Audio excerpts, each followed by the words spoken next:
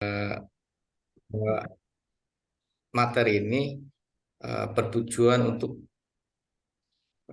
memahami Al-Quran, karena memahami Al-Quran adalah penting untuk kita karena ini adalah sumber hukum dan pedoman itu bagi setiap muslim, bagi kita sebagai hakim. Uh, Al-Quran adalah sumber agama Islam yang pertama yang memuat kumpulan wahyu Allah Subhanahu wa taala yang disampaikan kepada Nabi Muhammad SAW. Di antaranya kandungan isinya ialah peraturan hidup untuk mengatur kehidupan manusia dan hubungan dengan alam serta makhluknya. Jadi tujuan hukum seperti sebagai jenderal dalam sosial. Nah, di sini penulis membagi dua definisi ya atau arti. Pertama, Al-Quran secara bahasa dan secara istilah. Secara bahasa, Al-Quran diambil dari kata Al-Qura'a, Al-Iqra, qiraatan yang berarti sesuatu yang dibaca atau mempunyai arti makna anjuran kepada umat Islam untuk membaca Al-Quran. M. Quraisyihab berpendapat bahwa Al-Quran secara harfiah berarti bacaan yang sempurna yang memerlukan suatu nama pilihan Allah yang tepat karena tiada suatu yang bercampur sejak manusia mengenal tulis ataupun tulis baca yang lalu yang dapat menandingi Al-Quran, bacaan yang sempurna lagi mulia. Al-Quran mempunyai arti mengumpulkan dan menghimpun. Qiraah berarti menghimpun huruf-huruf dan kata-kata atau kata-kata satu dengan yang lain dalam suatu ucapan yang tersusun rapi. Quran pada mulanya seperti qiraah, yaitu masdar dari kata qiraah, qiraatan, Quranan. Secara istilah, Al-Quran adalah kitab Allah yang diturunkan kepada Nabi Muhammad SAW sebagai mukjizat Nabi Muhammad, dan membacanya adalah ibadah serta diriwayatkan secara mutawatir. WCS Purwadarminta memberikan arti Al-Quran dengan kitab suci umat Islam yang berisi firman Allah yang diturunkan kepada Nabi Muhammad SAW dengan perantara malaikat Jibril untuk dibaca, dipahami dan diamalkan sebagai petunjuk bagi atau pedoman bagi umat manusia. Sayyid Muhammad Maliki berpendapat bahwa Al-Quran adalah kalamullah yang diturunkan kepada Nabi Muhammad, bahwa Al-Quran adalah kalamnya kepada Nabi Muhammad SAW diturunkan secara bertahap sesuai dengan peristiwa dan permasalahan yang disebut sebagai asbabun nuzul selama lebih kurang 23 tahun mulai dari awal kenabian sampai meninggalnya. Dalam Al-Quran ada beberapa nama Al-Quran itu sendiri seperti Al-Furqan, At-Tanzil, Al-Dzikr, dan Al-Kitab. Yang kedua, keutamaan dan sejarah turun atau asbabun nuzul. Al-Quran yang paling utama adalah mukjizat bagi Nabi Muhammad dan umat Islam. Mukjizat yang menyelesaikan setiap permasalahan yang datang pada Nabi Muhammad dan umat Islam, sehingga Al-Quran diturunkan secara bertahap kepada Nabi Muhammad SAW. Al-Quran diturunkan oleh Allah SWT kepada Nabi tidak dalam satu waktu, melainkan secara berangsur-angsur. Terdapat perbedaan di kalangan ulama mengenai durasi waktunya. Turunnya Al-Quran secara berangsur-angsur dalam salah satu firman Allah, yang artinya Al-Quran kami turunkan berangsur-angsur agar engkau Nabi Muhammad membacanya kepada manusia secara perlahan-lahan dan kami benar-benar menurunkannya secara bertahap. Al-Isra ayat 106. Dalam prosesnya Al-Quran diturunkan terbagi dalam 3 tahap. Pertama, dari Allah Subhanahu wa taala ke Lauh Mahfud dalam firman Allah dalam surah Al-Buruj ayat 21 sampai 22. Kedua, Al-Quran diturunkan ke langit dunia sekaligus menjadi awal turunnya Al-Quran kepada Nabi Muhammad SAW. Dan tahap ketiga adalah tahap terakhir, yaitu Al-Quran diturunkan ke bumi secara berangsur selama kurang lebih dari 23 tahun. Suci umat Islam dimulai perantara malaikat Jibril kepada malam Qadar. Prof. Jidin berpendapat bahwa tentang durasi turunnya Al-Quran bahwa ada perbedaan pendapat di kalangan ulama dalam menghitung total waktu secara keseluruhan. Ada yang mengatakan selama 23 tahun dan ada juga yang menyebutnya 25 tahun. Perbedaan perhitungan ini terjadi karena adanya perbedaan pendapat tentang lamanya Nabi Muhammad Shallallahu Alaihi Wasallam bermukim di Makkah sesudah kenabian. Dari turunnya Al-Quran secara berangsur-angsur ada sejumlah hikmah yang dapat dari turunnya tersebut. Adapun hikmah tersebut diantaranya satu, menumbuhkan hati Nabi Muhammad SAW dalam menghadapi kaum musyrikin, menyesuaikan dengan peristiwa-peristiwa dalam pendapat hukum, memperkuat bukti-bukti dan keyakinan bahwa Al-Quran benar dari Allah Subhanahu wa Ta'ala, mempermudah dalam menghafal dan memahami Al-Quran, menjawab tantangan dan menantang orang-orang kafir yang menista Al-Quran. Dari turunnya Al-Quran secara berangsur-angsur dapat ditemukan asbabun nuzul turunnya Al-Quran. Meskipun tidak semua ayat-ayat atau surat dalam Al-Quran ada asbabun nuzulnya. Adapun asbabun nuzul memudahkan para musafir untuk menemukan tafsir dalam pemahaman suatu ayat dari balik kisah diturunkan ayat itu. Selain itu ada juga yang memahami ilmu ini untuk mendapatkan hukum dari hikmah di balik kisah diturunkan suatu ayat. Ibnu Taimiyah mengungkapkan bahwa mengetahui asbabun nuzul suatu ayat dapat membantu musafir memahami makna ayat. Pengetahuan tentang asbabun nuzul suatu ayat dapat memberikan dasar yang kukuh untuk menyelami makna suatu ayat Al-Quran. Memahami dari pesan Al-Quran sebagai suatu kesatuan adalah mempelajarinya dalam konteks latar belakangnya. Latar belakang yang paling dekat adalah kegiatan dan perjuangan Nabi yang berlangsung selama 23 tahun di bawah bimbingan terhadap perjuangan Nabi yang secara keseluruhan sudah terpapar dalam sunnahnya. Adapun mengenai asbabun nuzul ada sesuatu yang terjadi serta ada hubungannya dengan turunnya Al-Quran sebagai penjelas hukum saat peristiwa itu terjadi. Menurut Mana Al-Qattan, asbabun nuzul sebagai peristiwa-peristiwa yang menyebabkan turunnya Al-Quran berkenannya dengan waktu peristiwanya itu terjadi, baik berupa satu kejadian atau berupa pertanyaan yang diajukan pada Nabi. Bentuk-bentuk peristiwa yang melatar belakangi turunnya Al-Quran itu sangat beragam, diantaranya berupa konflik sosial seperti ketegangan yang terjadi antara suku Aus dan suku Kharaj. Kesalahan besar seperti kasus salah seorang sahabat yang mengenai sholat dalam keadaan mabuk dan pertanyaan-pertanyaan yang diajukan oleh salah seorang sahabat kepada Nabi baik berkaitan dengan sesuatu yang telah lewat, sedang atau yang akan terjadi. Persoalan apakah seluruh ayat-ayat Quran memiliki asbabun nuzul atau tidak ternyata telah menjadi bahan kontroversi di antara para ulama. Sebagai ulama berpendapat bahwa tidak semua ayat Al-Quran memiliki asbabun nuzul sehingga dituturkan tanpa adanya yang melatar belakangi ibtidah. Dan ada pula Al-Quran itu diturunkan dengan dilatar belakangi oleh suatu peristiwa. Pendapat tersebut hampir merupakan konsensus para ulama, tetapi ada yang mengatakan bahwa kesejarahan Arabia pra-Quran pada masa turunnya Al-Quran merupakan latar belakang makro Al-Quran. Sementara riwayat asbabun nuzul merupakan latar belakang mikronya. Ini berarti mengatakan bahwa semua ayat Al-Quran memiliki sebab-sebab yang melatar belakangnya. Klasifikasi Al-Quran. Al-Quran selain berangsur-angsur diturunkan atau konsep waktu, Al-Quran juga tidak hanya pada satu tempat, desa atau kota, konsep makan.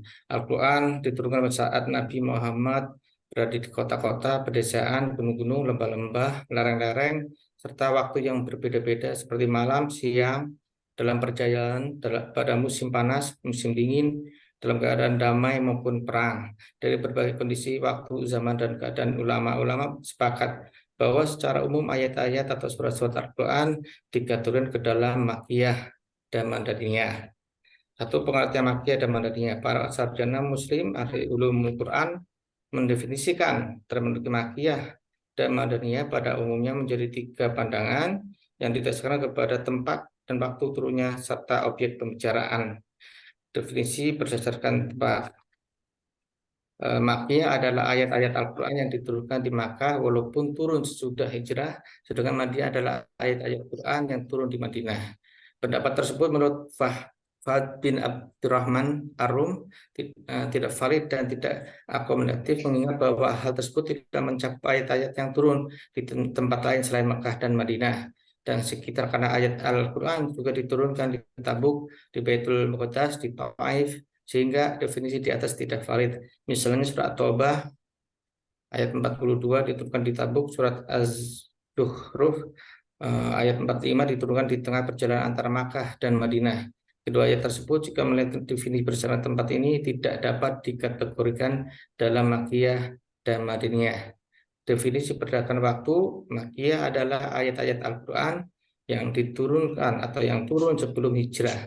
Adapun Madaniyah adalah ayat-ayat Al-Quran turun setelah hijrah, sekalipun turun di Makkah tetap dikategorikan Madinah, atau turun di Madinah tetap dikategorikan Makkiyah pada pendekatan Makkah, haji wada ataupun dalam perjalanan. Dengan demikian, surat An-Nisa ayat 58 termasuk kategori Madaniyah, kendati pun turun di Mekah, yaitu pada peristiwa terbukanya kota Makkah, Fatul Makkah. Begitupun surah Al-Maidah ayat 3 termasuk kategori Madaniyah, kendati pun tidak diturunkan di Madinah karena ayat itu diturunkan pada peristiwa Haji Wada. Definisi berdasarkan objek pembicaraan. Makkiyah adalah ayat-ayat Al-Quran yang ditujukan kepada penduduk Makkah. Adapun Madinah adalah ayat-ayat Al-Quran yang ditujukan kepada penduduk Madinah. Jalaluddin Asyuti mengutip dari Ubaid dalam kitab Fadail dari Mahmud bin Mahram, apa yang terdapat Al-Quran berupa ya ayuh dan Anas atau ya bain Adam, maka ia termasuk makkiyah, dan apa yang terdapat dalam Al-Quran berupa ya ayyuhalladzina amanu, maka ia termasuk madaniyah. Namun menurut Al-Hizar, sebagaimana dikutip Suyuti mengatakan telah kita sepakati surat An-Nisa merupakan surat Madaniyah. Yang awalnya adalah ya ayuhan nas. An-Nisa ayat 1 dan surat Al-Hajj adalah makkiyah, pada di dalamnya terdapat ya ayyuhalladzina amanu. Al-Quran di Mekah memberantas permusuhan dan menghancurkan keyakinan mereka yang palsu dengan hujah dan dalil-dalil, serta menolak hal-hal yang subhat, membatalkan segala khurafat, menguat kebatilan dan kesesatan. Sedangkan Al-Quran turun kepada orang-orang Islam di Madinah, meluaskan hukum-hukum agama dan menggunakan kaidah-kaidah serta membangun masyarakat dan meletakkan dasar-dasar kekuasaannya. Metode mengetahui Makkiyah dan Madaniyah. Ayat Makkiyah dan Madaniyah bisa diketahui lewat salah satu dua metode berikut. A. Metode Naqlis Simai, kutipan lisan. Metode Naqlis Simai adalah ayat-ayat dan surat-surat yang kita kenal bahwa ia adalah Makkiyah dan Madaniyah dengan cara periwayatan dari salah satu sahabat yang hidup pada periode wahyu, dan mereka menyaksikan turun ayat, atau dari salah satu tabi'in yang telah mendengar dari sahabat. Al-Qudhi dalam bukunya Al-Istir berkata, pengetahuan mengenai Makkiyah dan Madinah mengacu kepada hafalan para sahabat dan tabi'in, tidak berasal dari Nabi Muhammad SAW, meskipun hanya berupa komentar. Adapun contoh yang diketahui dari sahabat adalah surat Al-Anfal yang menurut Ibnu Abbas saat ini diturunkan kepada Umar bin Khattab masuk Islam. B. Metode kias istihadi. Metode kias istihadi adalah melakukan pengajian terhadap ayat-ayat dan surat-surat Makkiyah dan Madaniyah serta yang belum ada nasnya yang menjelaskan tempat turunnya. Jika ditemukan karakteristik surat-surat Madaniyah, maka menyebutnya Madaniyah. Hal ini melalui istihad dan kias. Fuad mengutip dari Zarlasi dari Al-Jabiri bahwa untuk mengetahui ayat-ayat Makkiyah dan Madaniyah melalui metode kias dan cara memperhatikan beberapa ciri berikut. Satu, setiap yang di dalam terdapat ya ayuhanas. Dua, setiap yang di dalamnya terdapat khala. Tiga, diawali huruf hijaiyah, kecuali surat Az-Zarawain, Al-Baqarah, dan Al-Imran, serta Ar-Ra'du. Empat, di dalamnya ada kisah Adam dan Iblis, kecuali Al-Fatullah, keadaan yang mulia, Al-Halal Ar-Rafi'ah. Lima, di dalamnya terdapat kisah-kisah nabi-nabi dan umat-umat Islam dahulu. Semua kategori yang meliputi ciri-ciri tersebut di atas ada surat Makkiyah. Sedangkan setiap surat yang memuat kewajiban dan hukum adalah Madaniyah. Tiga, ciri spesifik Makkiyah dan Madaniyah. Para sarjana Muslim dalam merumuskan ciri spesifik Makkiyah dan Madaniyah dalam menguraikan kronologis Al-Quran merupakan mengajukan dua titik tekan dalam usahanya, yaitu titik tekan analogi dan titik tekan tematis. Berdasarkan titik tekan analogis, satu, Makkiyah, A. Di dalamnya terdapat ayat sajadah. B. Ayat-ayat dimulai dengan kata kala, jadi dimulai dengan ungkapan ya ayuhan nas, dan tidak ada ayat yang dimulai dengan ungkapan ya ayyuhalladzina, kecuali dalam surat Al-Hajj, karena di penghujung surat itu terdapat ayat yang dimulai dengan ungkapan ya ayyuhalladzina.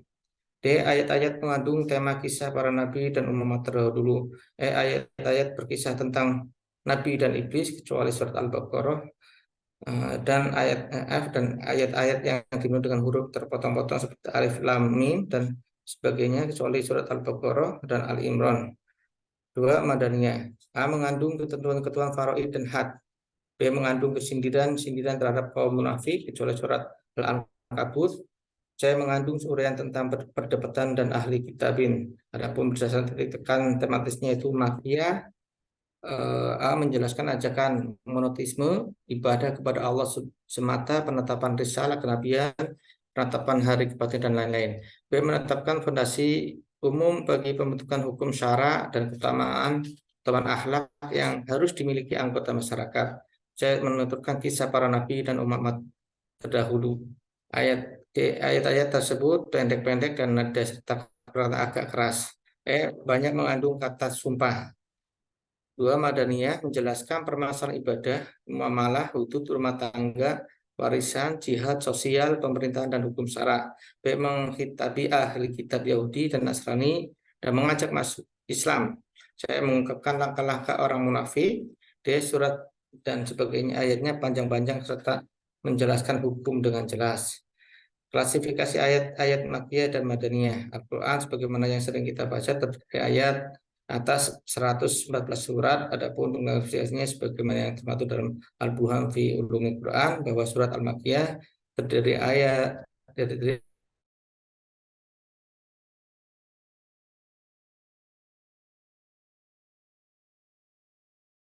metodologi hukum dari Al-Quran.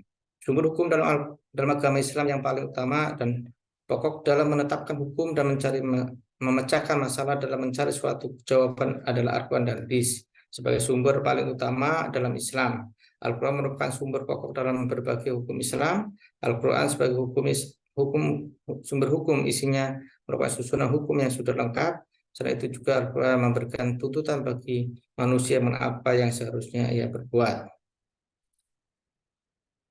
Para ulama semuanya sepakat menjadikan Al-Quran sebagai sumber pertama dan utama bagi syariat Islam. Atas dari sini, seorang mustahid dalam menetapkan suatu hukum harus terlebih dahulu mencari rujukan kepada Al-Quran. Abdul Wahab Azwali sepakat dengan Abdul Wahab Khalaf yang membagi hukum yang terkandung dalam Al-Quran menjadi 3 macam, yaitu 1. Hukum-hukum yang berkaitan dengan masalah akidah. 2. Hukum-hukum yang mengatur hubungan antar sesama manusia atau akhlak. 3. Hukum-hukum amaliyah yang terbagi menjadi 2, yaitu hukum ibadah dan hukum muamalah. Hukum muamalah diperinci lagi dalam 7 bagian, yaitu ahkam al-ahwal asasiyah, hukum keluarga, ahkam madaniyah, hukum perdata, hukum jinayah, hukum pidana, ahkam al-murafat, hukum acara, al-ahkam dusturiyah, hukum ketandanegaraan, al-ahkam adoliyah, hukum internasional, dan ahkam al-maliyah, hukum ekonomi dan keuangan. Nas qat'i adalah lafal yang terdapat dalam Al-Quran yang dapat dipahami dengan jelas dan mengandung makna tunggal seperti ayat-ayat tentang waris dan hudud dan kafarat. Sedangkan nas toni adalah menurut Profesor Dr. Wahab Azwali, yaitu nas toni adalah lafaz yang menunjukkan suatu makna tetapi makna itu mengandung kebolehan atau jadian sehingga dapat ditakwil seperti lafaz quru dalam ayat wa mutalaqatu yatarbasna bi angkusihinna salah satakuru. Dalam proses dialektika dengan relasi inilah umat Islam kerap kali diharapkan pada konteksnya persoalan yang menuntut untuk dicarikan langkah-langkah solutif dalam bentuk konkret. Salah satu persoalan yang fundamental adalah persoalan yang menyangkut hukum. Persoalan ini menjadikan penting karena teks-teks hukum baik dalam Al-Quran maupun Al-Hadis sangat terbatas, sedangkan kasus hukum yang dihadapi tidak terbatas, selalu berkembang sesuai dengan akselerasi perkembangan zaman.